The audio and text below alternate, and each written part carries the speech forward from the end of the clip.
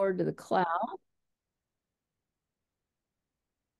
All right, so welcome again to our first session of the Land is Not Empty book study.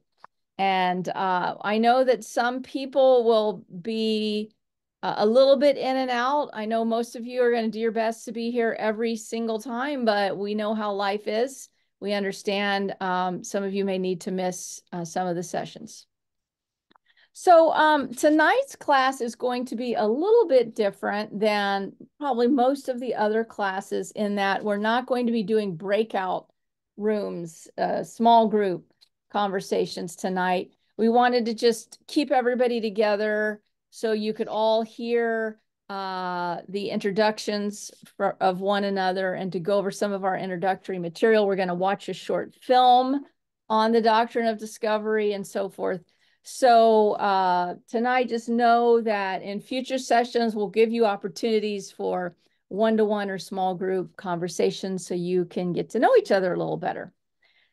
Each week from now on, we will be covering 2 chapters of material each session. So next week will be chapters 2 and 3, the following week, chapters 4 and 5, and so forth, except for the final week when you only have to read chapter 10, but we'll be wanting you to come prepared to talk about action steps and how we can take this material out into the world with some new commitments for dismantling the doctrine of discovery in whatever context we can.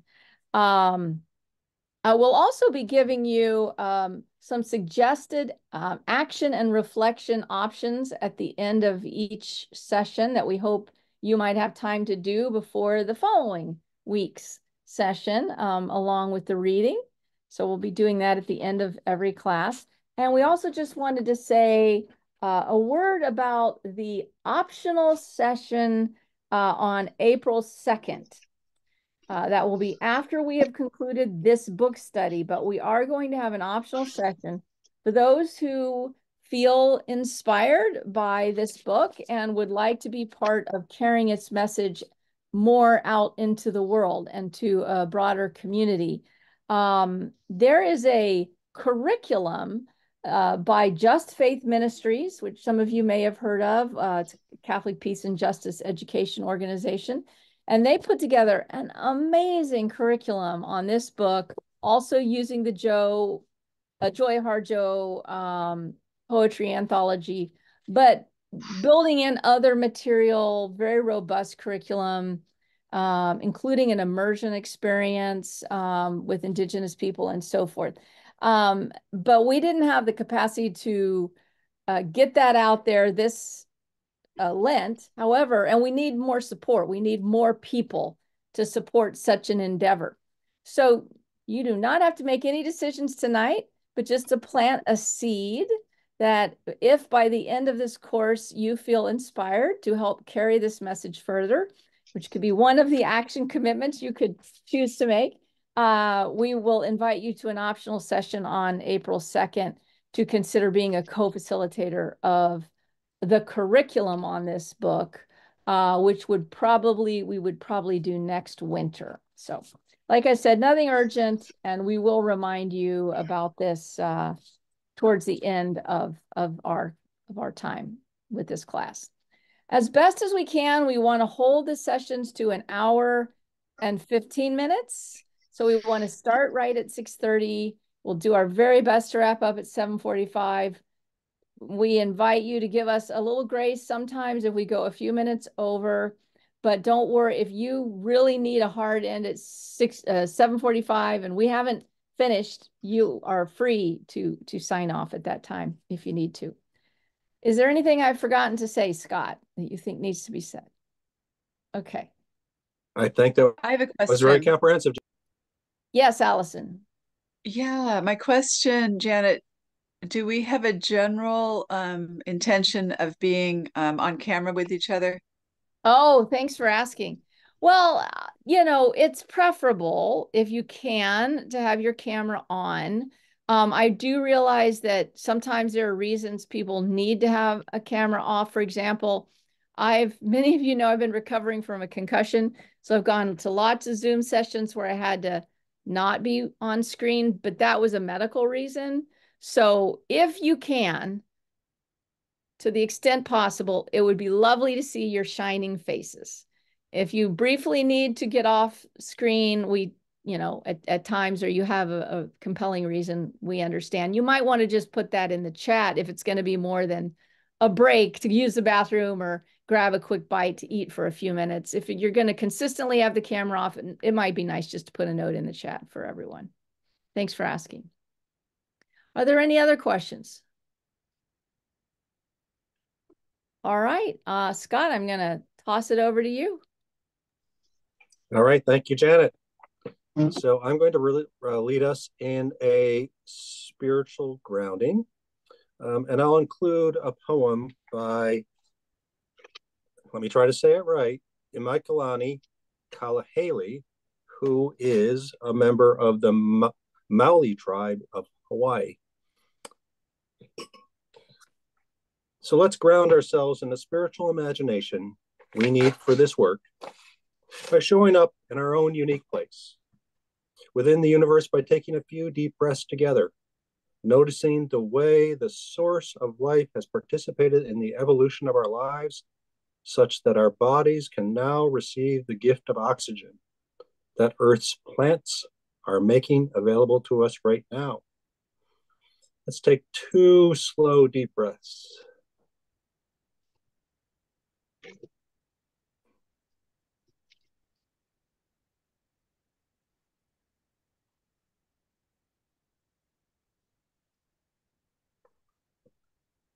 Let's become aware of our feet on the ground and remember that beneath any flooring is earth as we take 1 more deep, slow breath.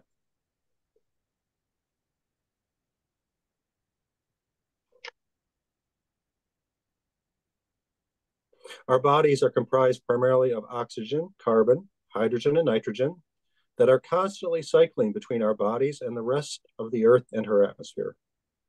These elements that now comprise our bodies were born in exploding stars more than 13 billion years ago.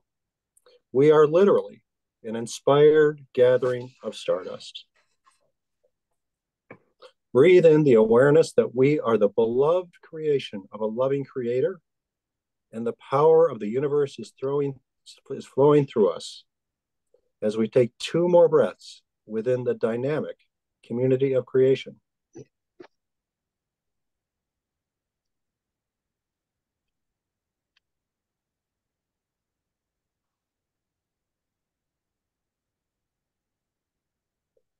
Since time immemorial, indigenous peoples have also gathered in the places where we now live, looked out at the sky, and told stories which informed their relationship with the rest of creation.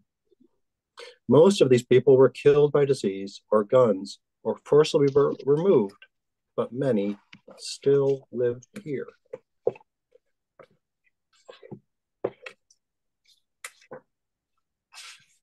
Maoli by Imikalani Kalahele. In the beginning, there was a voice, and the voice was Maoli, singing from before the first footprint on our sands.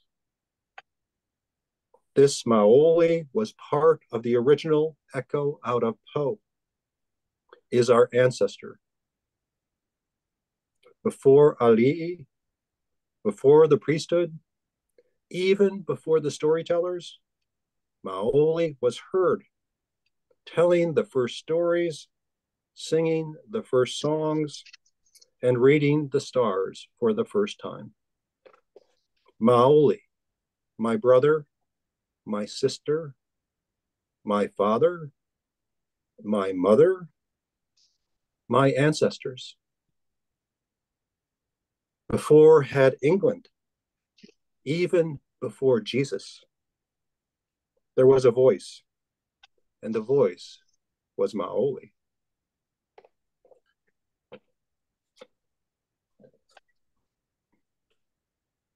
As we honor the ancestors and descendants of peoples of the First Nations, will anybody who knows the names of the tribes or nations within whose land you live.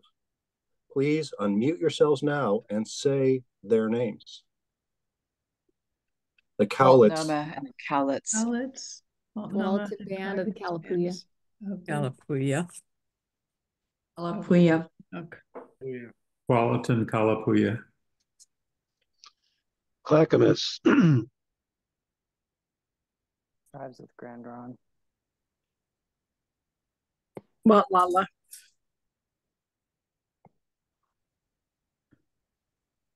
Thank you.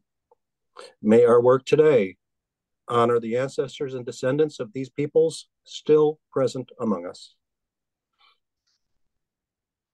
Okay, we're now going to transition into a period of developing relationships. So what we're going to do is ask everyone here to introduce themselves. We have a lot of people here, which is wonderful. So we'll ask that you take a maximum of 1 minute to introduce yourself. And we'll limit that to you'll just say your name, your pronouns if you wish, community affiliation, and a few words about why you are here. So I'll start. My name is Scott Shurtleff. I am a member, I'm a volunteer leader with Eco Faith Recovery. And I'm here because with my first ancestor arriving on these shores in 1642 at Plymouth Plantation, I have a lot of history tied up with the doctrine of discovery, and recognize that I have a lot of work to do to make reparations. So Janet. All right. Janet Parker, pronouns are she, her. I'm also a volunteer leader with Eco Faith Recovery. And I have been attending Spirit of Grace. My spouse, as most of you, if not all of you know, is the pastor, Lutheran pastor of Spirit of Grace. I'm also a UCC pastor, not currently serving in a UCC church, but affiliated with the United Church of Christ in this region. I am here. My ancestors also go way back, as far as I know, not to Plymouth, but perhaps as early as the 1640s and 50s and in New England and even Long Island, which I was shocked to discover. So I also just feel that my people, since, you know, the 17th and 18th centuries, have been on this continent benefiting from this doctrine of discovery.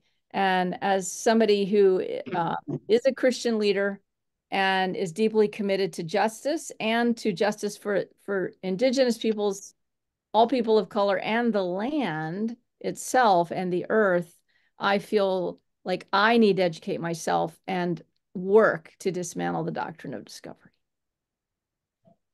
Thank you, Janet. Thor and then Allison. Sure. My name is Thor Hinckley, and I am a member of the Center for Committee for Earth at First Unitarian Church, as well as Third Act, a nonprofit for fighting climate change.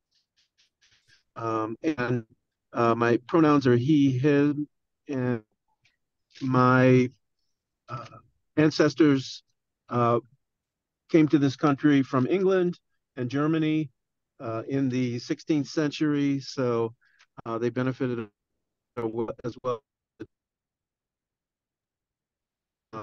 I'll turn it over to my wife, Allison. Good evening, everyone. I've been looking forward to doing this with all of you.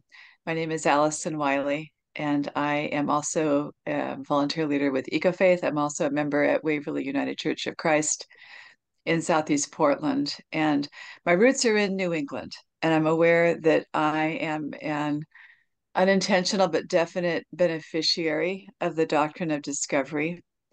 And I did the Wrestling with Colonization course last year with Scott and Thor and many others.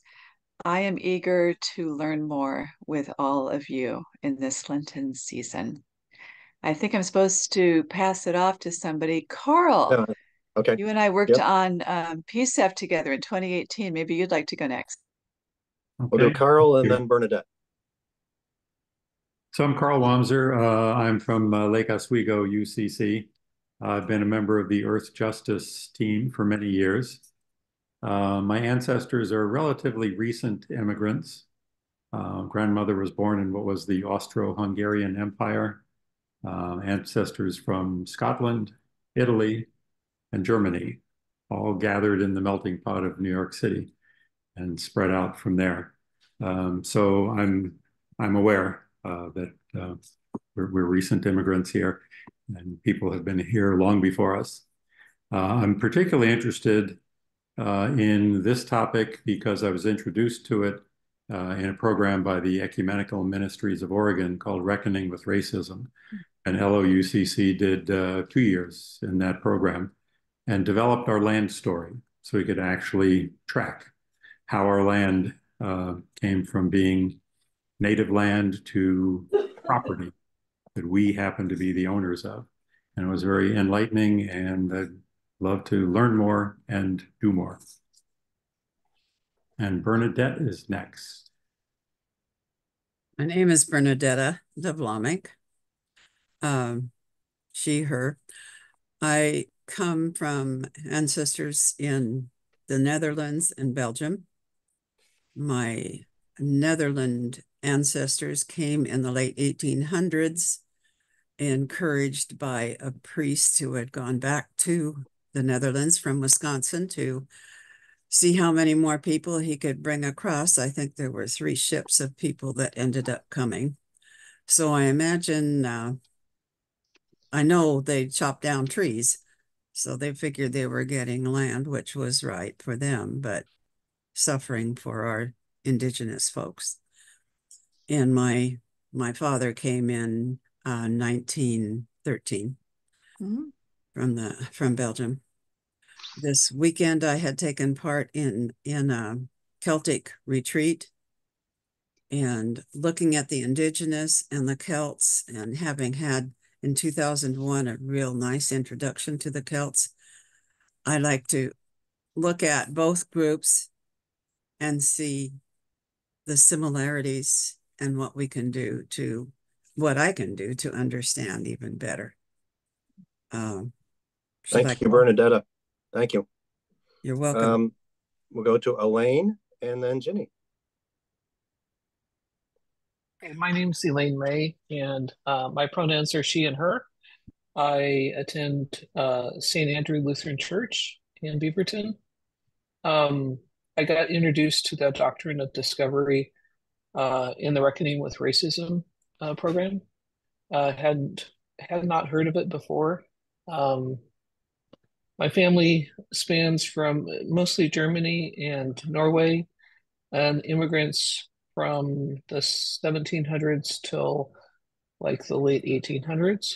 My dad was super into, I grew up in California. My dad was super into gold rush and all that kind of stuff. And I'm now learning all the other parts of those stories. So, and I forgot who's supposed to be next. I'm sorry. Jenny is next. Thank you. I'm Ginny Graham from Spirit of Grace, and I'm here because of my Catholic background. I'm part of what did it. And I'm here to at least learn as much as I can at this stage about it beyond whatever I've read in the past. But I feel extra responsible because of my Pope, plural. Thank you, Jenny. We'll go to Yabka and then Nina. Hello, everybody. My name is Yabka Bissler. I go by she, her pronouns. I'm a member of Spirit of Grace Lutheran and Catholic Church, Ecumenical Church. I became interested in colonialization just because we had a wrestling with colonialism class, like many of you have taken that class as well. And I have discovered that the more I look, the more I find, and I'm not enjoying what I'm finding. It's actually quite disturbing, but that I want to be uncomfortable enough that I keep searching out more information. my background is I personally immigrated from the country of the Netherlands.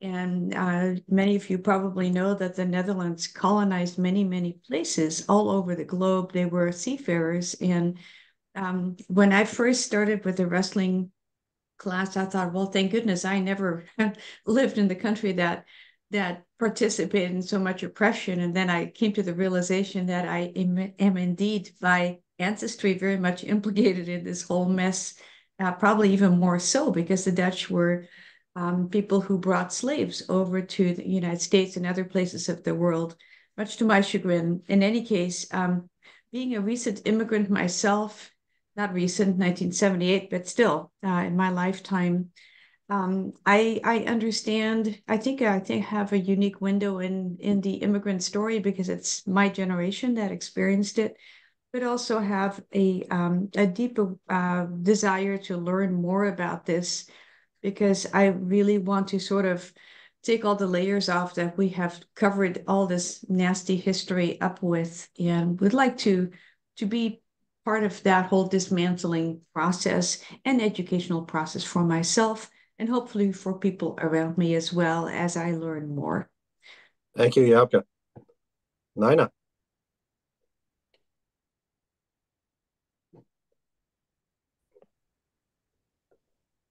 Nina, are you there? Oh, yep. Sorry, I couldn't find the right button. I am Nina Portwood Shields. I'm a member of St. Michael and All Angels Episcopal Church in Hollywood. And we have a group of going from the big group of Reckoning with Racism to a smaller group just for our church. So really great group of people.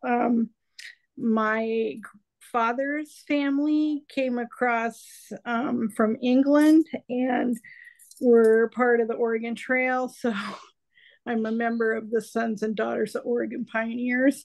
But on my mother's side, she is a Watlala member, and as am I, and the Watlala tribe was wiped out and moved on to Grand Ronde Reservation. So I'm a tribal member of Grand Ronde. And so I've got the settlers on one side and the Indians on the other. And so my family's area, my mother's family area they were in around the Wind River and Skamania for centuries. So not too far from home. And gosh, I think that's about it. So all right, thank you. I'm happy to be here. Thank you so much for sharing, Nina. Thank you. Derry and Jen. Hi, I'm Jen Bash. Both Derry and I are members of Spirit of Grace. I haven't done the Reckoning with Racism class, but Derry did. I really started kind of getting interested in the Doctrine of Discovery. We covered it in a Lenten program a couple of years ago at Spirit of Grace. I just really want to continue to learn and figure and kind of own our part in this process and see what we can do to dismantle. So, yeah, I guess I would add that ironic for me, I've become just fascinated with history, particularly more local and more authentic histories, and this just keeps uncovering it. It's ironic because I'm trained as a scientist, as an educator of science, and always kind of poo-pooed history. And now I'm kind of the more interesting field. So thank you for having us, and we're looking forward to this conversation. All right, thank you. Lauren, then Lori and Mark. Hi, I'm Lauren Isaac. I'm a member of Central Lutheran Church and Eco Faith Recovery. And like some others here, I have ancestors that go back to early settlers in Massachusetts, in Pennsylvania, in Ohio and Missouri. So I have a lot of different strands of my family tree that came early and benefited from the doctrine of discussion and discovery among white settlers. And it's not anything I knew about until relatively recently. So I'm eager to learn more. And be changed by that. Okay, Lori and Mark.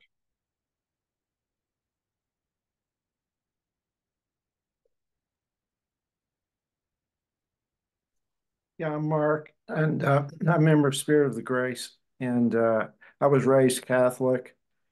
My ancestors came, I think, from Ireland and Scotland, and I was raised in Kentucky. My parents and grandparents were in the oldest diocese west of the Alleghenies in Bardstown, Kentucky, and I'm here to maybe go to confession and speak to the priest or the confessor about doctrine of discovery and see if I can get forgiveness. So anyway, I'm looking forward to learning about these issues. Yeah, I'm Lori Hackney. I also go to Spirit of Grace. And I think as I was just sitting here thinking and listening to everyone, I was a fifth grade teacher for 23 years, and I did a lot of head talking about a lot of what we're going to be learning about with my kids, but we never really got into the fact of what it did to the Indigenous people. And so I thought, well, you know, this is probably really good for me to take this and to come to terms with it. And also, I've recently really felt like it's time to move beyond just talking into doing something. And so that's what I'm looking forward to.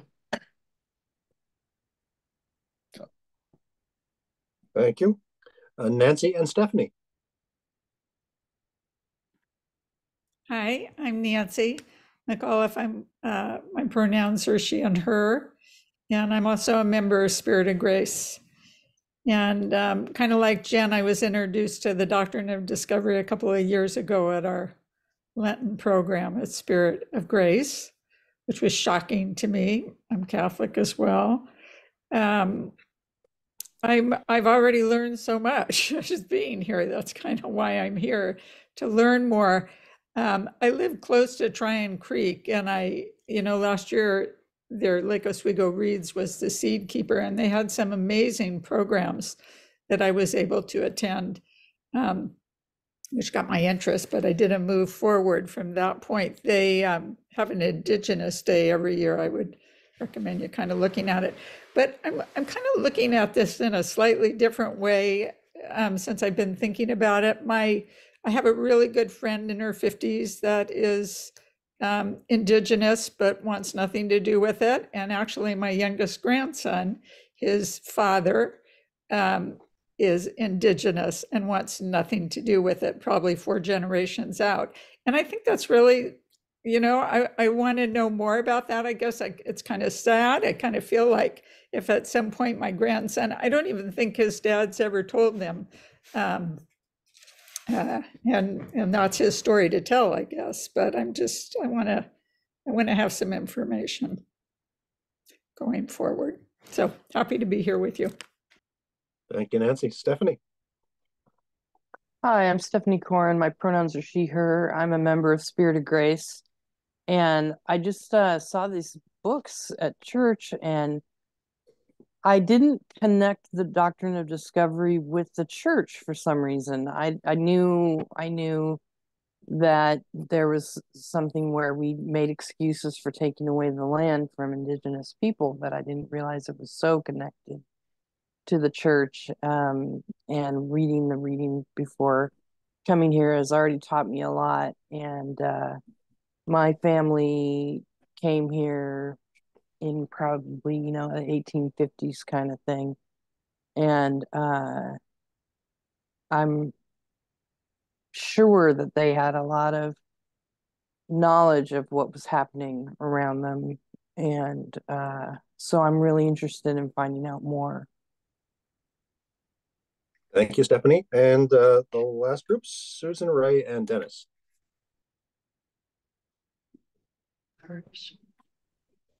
I'm Dennis. This is Susan Ray to my right. We're members of Spirit of Grace. And vaguely recall something about the Doctrine of Discovery in world history class long time ago. I remember about the line that the Pope drew through South America to the point where Brazil was Portuguese, the rest of South America was ceded to the Spanish. And I thought, interesting. I am also Catholic with a small c. I just wanted to learn more about what's going on. Oh, and I have my background is primarily German. There is some Scotch and English in there too, but not sure when they came here exactly. But I know that my German lineage came through Brooklyn, New York. And no German in my part, but yeah, my family goes all the way there again, interesting, all the way back to the Plymouth colony, but actually in Maine as part of that colony. And they were they were from Northern Ireland. So, but Catholic. I don't know how that happened, but and their last name was Savage. And actually one of the original ancestor was actually killed by Indians in Maine. And then the other sons and stuff, but they founded towns there. So there's that whole story of, and then my dad's family came through, like they came from Tennessee to Texas to, always that whole Western migration and people actually leaving other countries and that whole idea of moving into other areas, what other people were, because people are forced out of the areas that they're in or need to go to better. That's that whole story. It's all part of that. So it's interesting to see and to try to understand where, they were coming from and how that comes down to us and how we see it. But that whole idea of, yes, and I looked at Australia because I have cousins in Australia and they've done the same thing there where they've moved in and, free land, it's uninhabited. That's the whole thing you hear all the time. What was uninhabited land? Right? All of Oklahoma when they had the land thing and everybody could run in and grab their little piece of land. And so it's that whole idea of that intrigues me, especially the title on this book, that the land is not empty and honoring that things change and we do understand that, but how do we honor that and still understand how we are part of whoever came before us or who was here before us, who may not be part of our line, but who we take over from. And the ancestors of this land. Thank you so much, Susan Ray. Thank you very much. Thank you very much. Thank you everyone for sharing your story. Eco Faith Practice 2, Discover Our Stories, and Eco Faith Practice 3. We have a start on that of developing relationships. I know we just got a little bit of time, but let's continue to develop these relationships as we go through the program. Janet, I'll turn it to you for conversation guidelines. All right. Wow, that was so rich. I'm so excited to be with all of you throughout this class. Just fascinating and rich conversation. So I am putting in the chat right now the respectful communication guidelines, and I'll also hopefully share my screen. There we go. Can everybody see these respectful communication guidelines? Okay, we'll just read them and then we'll see if you wanted to add anything. This comes from the Kaleidoscope Institute. We're using them and for those of you that go to Queer Grace at Spirit of Grace, they might sound familiar. So it's on the acronym RESPECT. R, take responsibility for what you say and feel without blaming others. E, use empathetic listening. S, be sensitive to differences in communication or cultural styles. P, ponder what you hear and feel before you speak. You might also say P for pause before you speak. E, examine your own assumptions and perceptions. C, keep confidentiality. And I think what I'd like to just say about that is you can share content from the class. You can even share content that comes up of people's stories if you don't attribute to names or other identifying characteristics. So you could say, well, somebody told me a story about their German ancestors, but don't say which person it was if you're talking outside the group without their permission. Now, if you get their permission, hey, I really want to share your story. Is that okay? Then yes, of course, that's fine. But that would be how I understand confidentiality. We can talk about whether anybody else has a different understanding. And T, tolerate ambiguity, because we're not here to debate. There are no winners or losers. So I'm going to stop sharing my screen, and it's still in the chat. So if you want to keep it up in front of your eyes, you can open your chat. And Elaine, I see you raised your hand. Yeah, one additional, I don't know how y'all have handled this in other contexts, but talking about our past, sometimes, like my father grew up in the during World War II and used negative terms for Japanese people that I used in a Reckoning with Racism small group, and that just wasn't appropriate. And so how do we handle that if it comes up? I guess So in other words, language that has been identified as derogatory to specific groups of people is the question, because I would imagine that nobody would intentionally do that, but it is the question you're asking whether we just avoid those terms altogether, even if we want to say, well, I learned this term and then I learned it was inappropriate, or somebody used this term. But are you suggesting not use the term? But yeah, I mean, I remember there was a really eloquent way that the facilitators handled it, but I don't remember exactly what they did because it was 2 years ago. Yeah. So what I guess seems to me like if we're talking about our own experience in our past, and there are those problematic terms, that we just use some sort of other descriptor, like I said, a derogatory term for Japanese people versus the actual slur itself. Okay. Let me ask you a question and see where this lands with you. So for example, would it be appropriate to say that, like, if I wanted to refer to a derogatory term, to say the N-word, because most people know what that is? I think so, yeah. Okay. Yeah.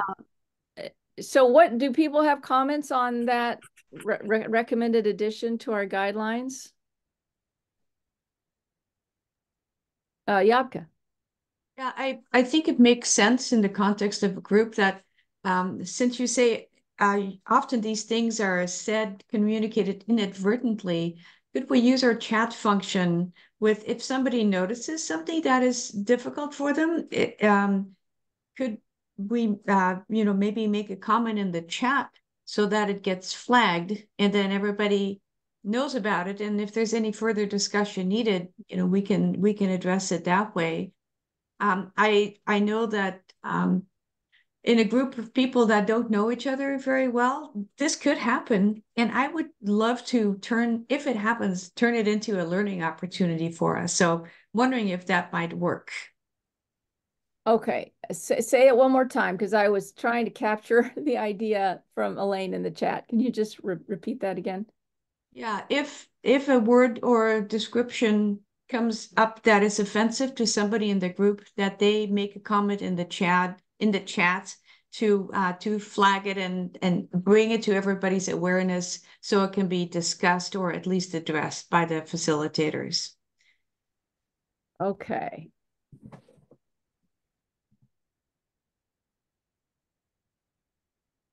Okay, great. So I have put Elaine's idea in the chat and what you just said to the best of my ability in the chat. Does that sound like what you said, Yapka? Okay. Yes, I think that's the gist of it. Thank you. And I can clean it up a little bit, but all right, great. Any other additions? Or yes, Scott? Yeah, Jenna, I'd just like to add let's let's strive to share time. We have everybody is welcome to contribute, of course, and that means we need to keep our comments concise so that we can get everybody an opportunity to say something in each of the sections. So thank you. Yes, and one way I've heard that said, it might not be exactly this phrasing, but step forward, step back, meaning if you're somebody like me that tends to like to talk in groups and you're kind of extroverted, make sure you might pause before you share at least a second time to make sure others can share. And so leaving space for the introverts. So that would be the step back part. The step forward part would be if you tend to be kind of introverted and shy, step forward and we want to hear your voice and maybe push yourself a little bit if you can, stretch your comfort zone to speak up. So good. All right, that's awesome. That's 3 additional ideas there. Bernadetta?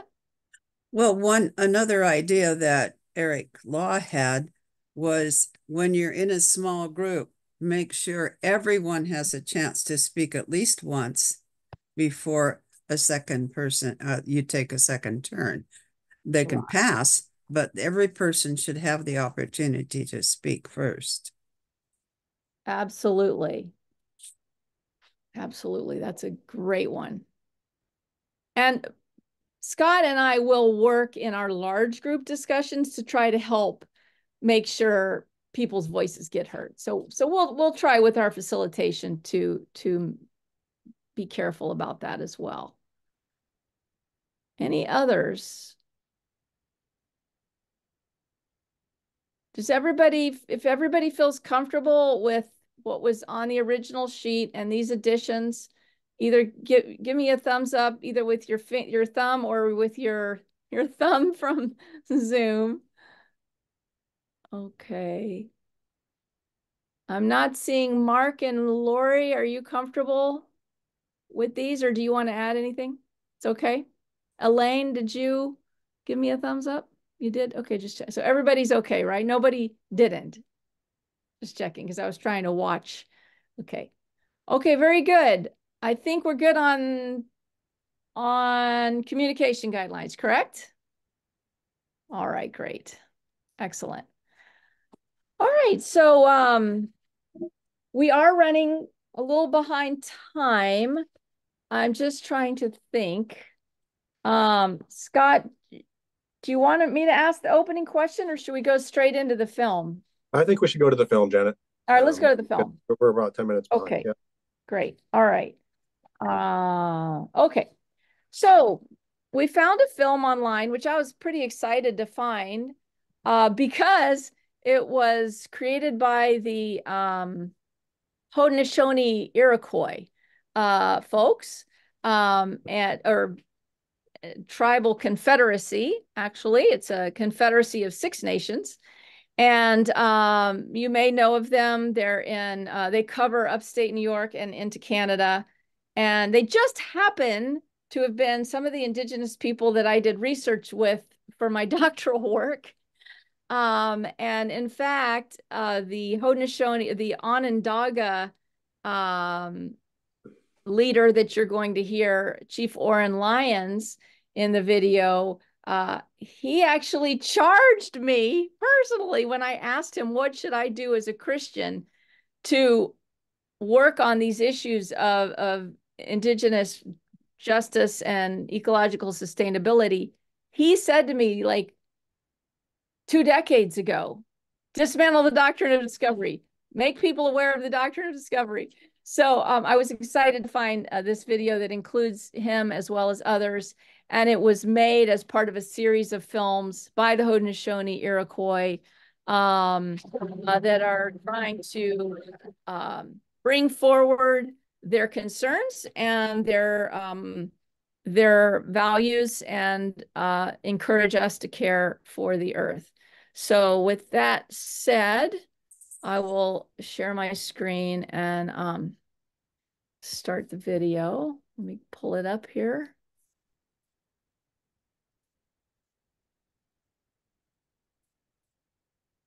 Okay.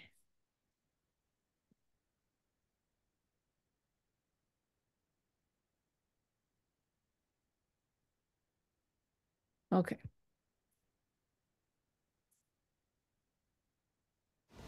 I think we always wondered why did they think it was right or just to do what they did was, to take our lands and to push us off our lands and try to eliminate us as a people. And then we discovered this doctrine of discovery, and it just kind of made things understandable as to where they got their direction from. When Columbus landed, and he went back and he reported, and they said then, the leaders, and the Vatican was the most powerful voice in the world at that time. A papal bull, 1493, 1 year later. If there are no Christian nations in this new land you have discovered, I declare those lands to be empty. Terra nullius, very old Roman law that had been exercised in Africa, India, Europe. Further, if there are people there and they are not Christians, they do not have a right of title to land. They have only the right of occupancy. From our perspective, the same right as a rabbit running on the ground, or a turkey, or a deer, or a buffalo, or an Indian. They do not have a right of title to land. 1823, Supreme Court Justice John Marshall adjudicating the case, Johnson versus McIntosh. Two white men arguing over Ohio Indian land. He says, you boys have it all wrong. Don't you understand? This was settled long ago. They don't have a right of title to land. And he moved that principle into U.S. federal law, 1823.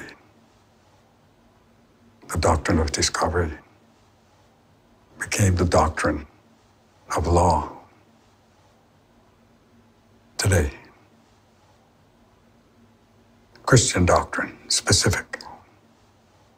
Wasn't Muslim doctrine, wasn't Jewish doctrine, Christian. And it prevails. It's here. It's a reality. But most people don't understand that, and most people don't know that. We didn't even understand that on 1990, 1991, when I first really said, wow, what's the doctrine of discovery? What is that? A young man by name was Steve Newcomb said, I got something, you guys gotta see it. Came out of Peru. Came out of people down there that were really digging. It was a unspoken conspiracy by states going on all those years.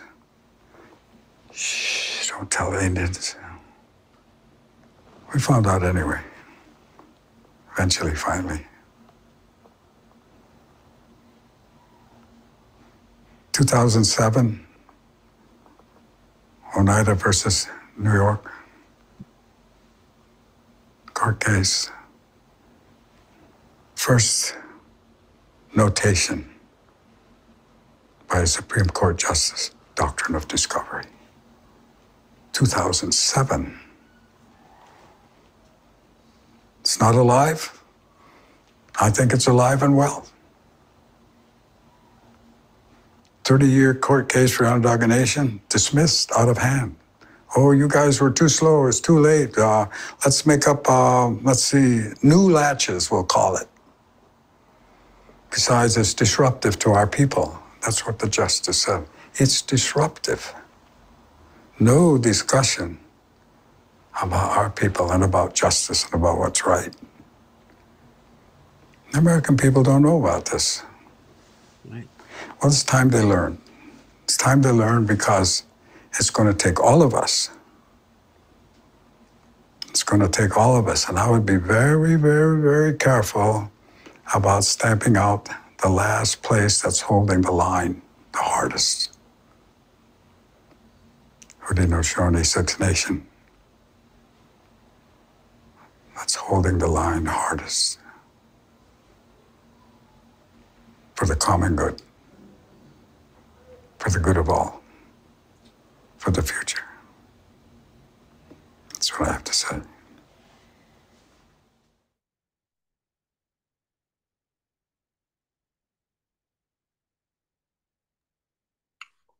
So that, let me just say quickly, Scott, the man who spoke the longest, that was Chief Warren Lyons, who's the faith keeper for the Onondaga Nation of the Haudenosaunee Confederacy. And he has done maybe more work than anybody on this, along with the Haudenosaunee going to the United Nations and all over trying to spread the word on this. And it's finally gaining traction. So over to you, Scott. Thank you, Janet. Well, we want to open up the floor now to some discussion about either the book or the video.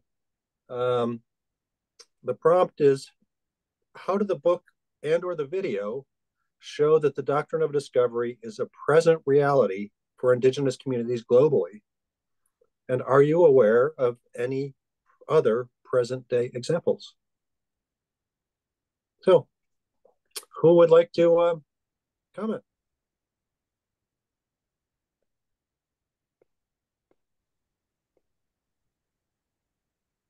Oh, I could start. This is Allison. The very first, I'm going to say, dozen pages of the book, kind of grounded me with that, sad, gritty realization of what it's like for Native American people. I guess, yeah, my job in these situations is to listen to that first person experience, I would say. Thank you, Allison. I believe Elaine has something to contribute. Yeah, today's New York Times, and I'll find the article and chat it to everyone, a link that you can see, but was talking about how, I can't remember exactly where this is, but I think it was in, no, I don't remember exactly where. They're basically building ecological lodges and reserves and kicking Indigenous people off the lands, and all over the world. And it's basically because these folks have no right to the land. And, there's a concern about biodiversity and all that, but having white settlers dismantling, disrupting people's lives for that. Yeah, that's the real disruption, isn't it? Thank you, Elaine. Someone else? I'd just like to say, I don't know if it's called the doctrine of discovery, but I think the issue between the Israelis and the Palestinians is kind of a great example of the doctrine of discovery. For whatever you want to say about, what's going on or whatever, and who's right and who's wrong, the Palestinians have been displaced from their lands by a invading army, and I think it's kind of the same thing, personally. So, yeah, thank you, Lori. Yapka. Thank you. I just have a question about the Supreme Court document. Was that Ruth Bader Ginsburg who decided on that? Yeah, yes, it was. Yeah, that is she was part of it. Yeah, she issued, I think she might have been the one that did the opinion, but yeah. Yeah, that's very unfortunate because I think highly of her. And but it also brings home the fact that we are products of our cultural context. And she was a very smart woman, but she may not have fully understood. I'm not sure. I'd love to get in her head about that decision, but I just wanted to make a note of that. I think that just sometimes you have no idea. Lori mentioned the Palestinians. This is a pattern that I think there's no continent unaffected by this attitude and this history and this principle of having dominion over is as Christian, when you read the Bible, there is a lot of that kind of language that sort of really feeds into that whole mindset. And it's very disturbing to me that it's like a cancer that's grown into everything that we do in our culture. And I think we have a big task to try to ferret out where all those things are happening. Thank you, Yabka. Others?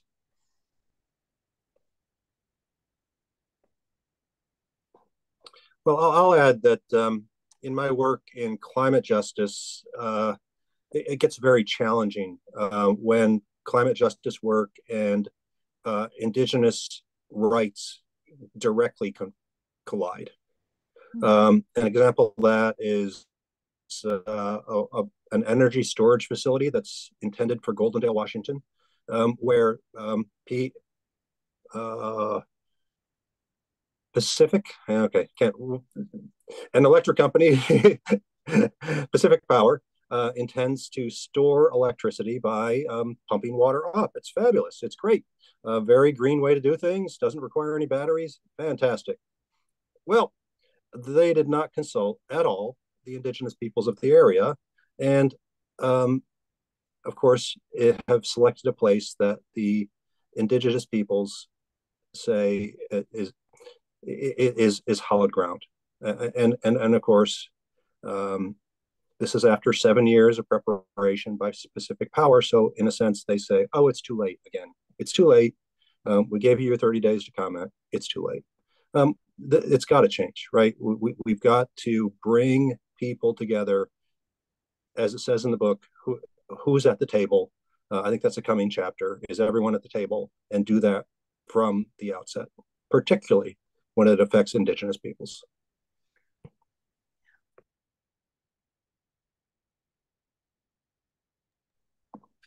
So are there questions? Oh, sorry, go ahead, Carl. I'd say that the doctrine of discovery has evolved over the years into many different forms of oppression and different types. But just thinking about the very basic format of it, where there's empty land and you just claim it, I guess I would have thought that in the United States, every square inch of land is already owned by someone. But if you look farther around the world, in the chapter in the book about Suriname was just stunning. There are still places in the world where the government can claim this land is empty, no one's there, we're going to take it. I mean, that's just the most basic, 1500s version of doctrine of discovery, and it's still working. I find it interesting that that there's this attitude for many that, well, let me come at it the other way. When I think of Indigenous people, they don't own the land, they live with the land.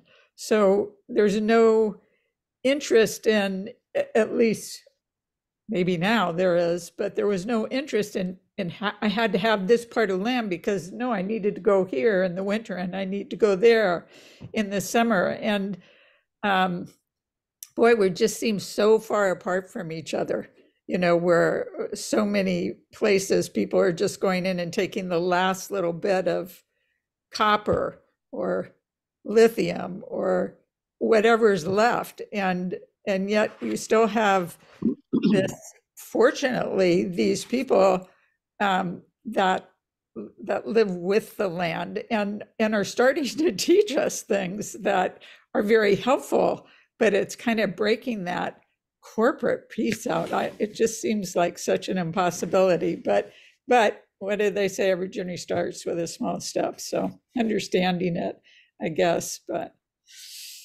can you only imagine if nobody was allowed to have bought land? Yeah. Thank you, Nancy. I'd like to invite Stephanie in, and then Janet, after Stephanie has an opportunity, Janet, I'd like you to introduce your question. I'm just amazed that I assumed that people could be on a reservation, or indigenous people could have an established piece of land and then they could keep it. I mean, that my ignorance just baffles me. I'm just really grateful for this opportunity to understand more of what's really going on out there.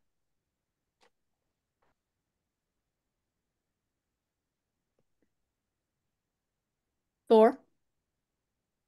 Yeah, I think there's a direct line here between what the doctrine of discovery and climate change, because the doctrine devalued these people's ownership and rights to their land.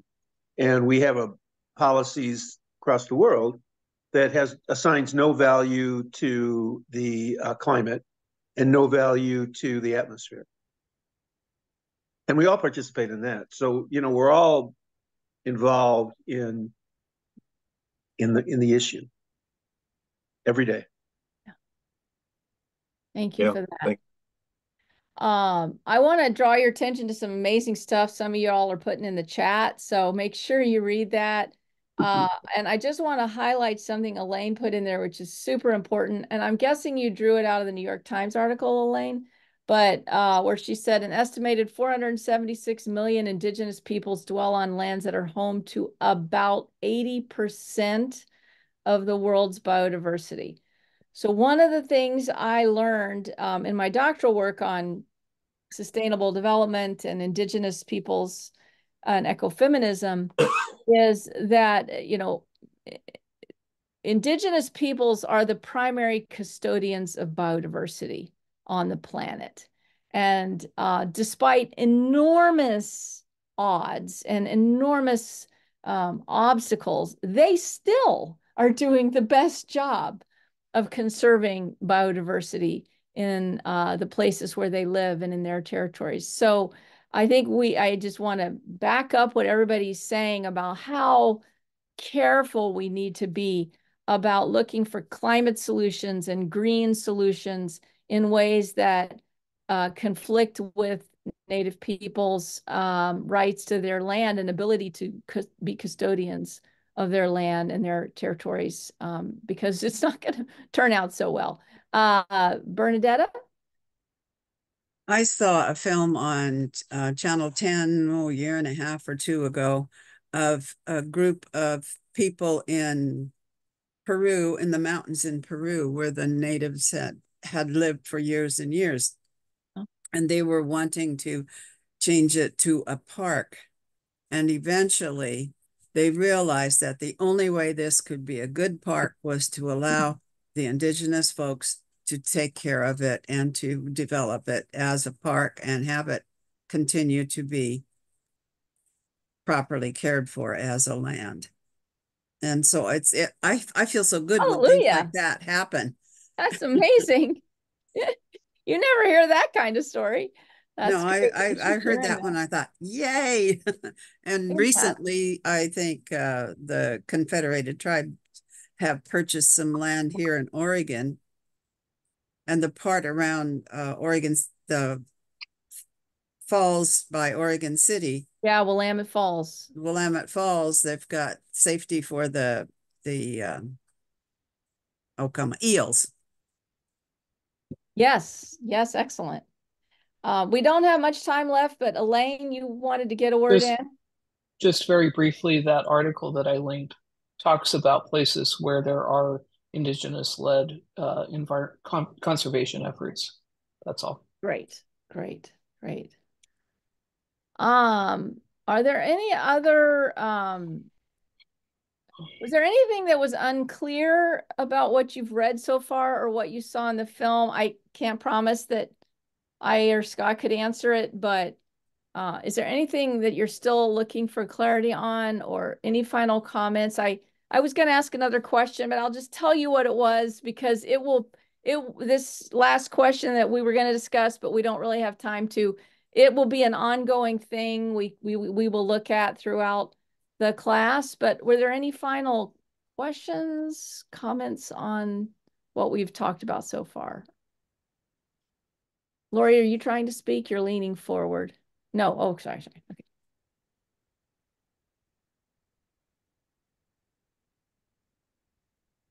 No, we're good.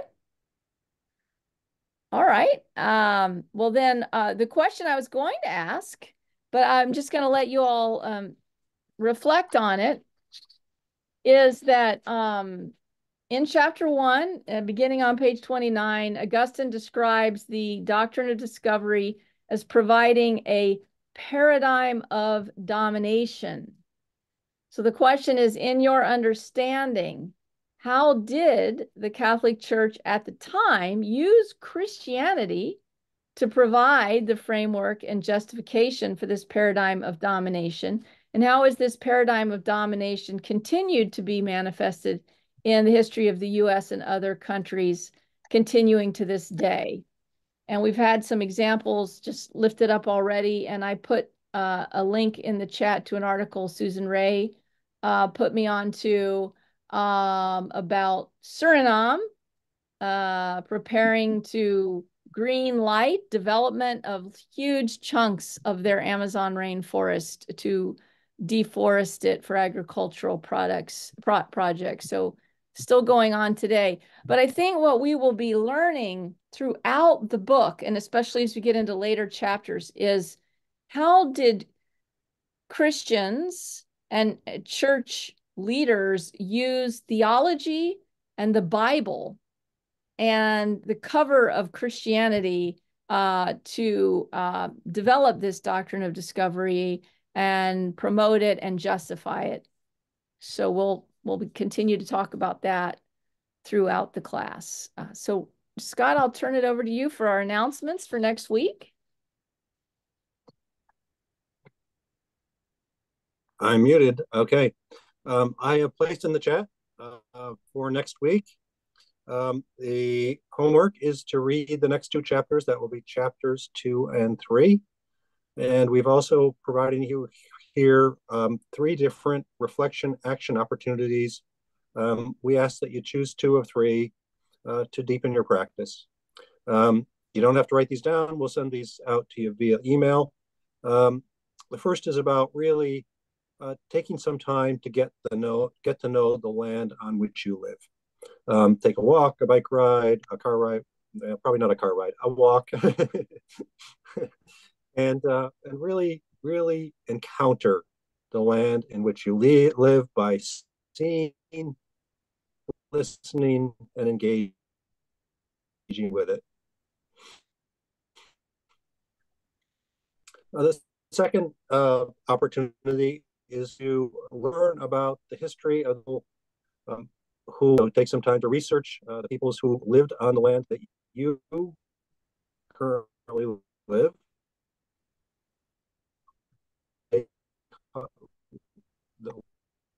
The land that they called home, and know their history and where their southern land is today. The third opportunity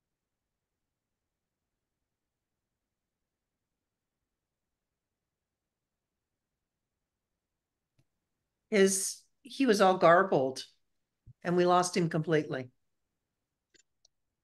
Yeah, I think his internet connection dropped, and Janet, you are muted.